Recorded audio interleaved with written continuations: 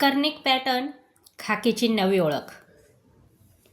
Shootout at Lokhandwala, अब तक 56 ही नावं ऐकली की डोळ्यासमोर येतो तो धैर्य, बुद्धिमत्ता आणि कायदा हेच धर्म मानणारा पोलिसांचा प्रतिमा नायक. मुंबईच्या अंडरवर्ल्डला नाकेनऊ करणाऱ्या त्या काळातील पोलिसांनी दाखवलेली शौर्यगाथा आज इतिहास आहे.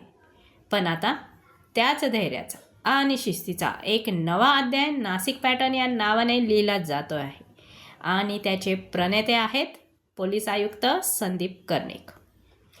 नाशिक जिल्हा जो कायद्याचा बालेकिल्ला म्हणून ओळखला जातो तो आता आज गुन्हेगारांच्या भीतीचा विषय झाला आहे. गुन्हेगारीवर कठोर हात आणि गुन्हेगारांच्या मनात ठोस धाक निर्माण करण्यात कर्णिक पॅटर्न अग्रेसर ठरला आहे. महाराष्ट्रातील अनेक जिल्ह्यात आज या पॅटर्नचा बोलबाला आहे. जसे शिक्षणात लातूर पॅटर्न तसे कायद्यात कर्णिक पॅटर्न. खाकी वर्दी फक्त अधिकाराचं प्रतीक नाही तर जबाबदारीचं हे आहे. काय करायचा तो पैसा? उघडपणे इन्व्हेस्टही करू शकत नाही. मग काय फायदा?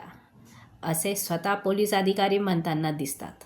कारण त्यांच्या समाधानाचा खरा स्रोत आहे लोकांच्या चेहऱ्यावरील सुरक्षिततेचं हसू. विधी संघर्षित बालक आज गुन्ह्यात का नाही दिसत?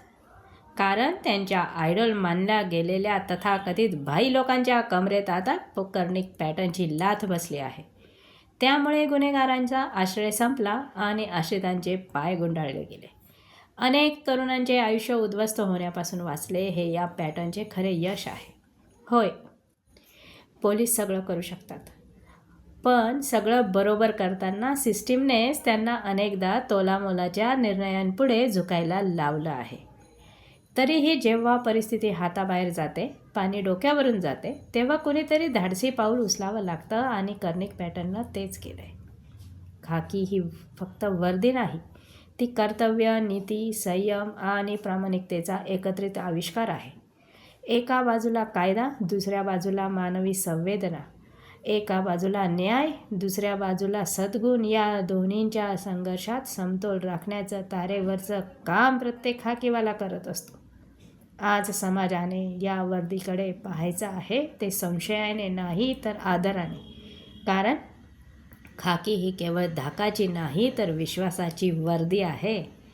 चला, आजचं पहिलं पाऊल आपण टाकूया खाकीला सलाम करण्याचं, त्या खाकीत दडलेल्या संवेदनशील माणसाला ओळखण्याचं आणि कर्णिक पॅटर्नला महाराष्ट्राच्या शिस्तीचं प्रतीक बनवण्याचं. रश्मी मारवाडी, आपली दुनियादारी, नाशिक.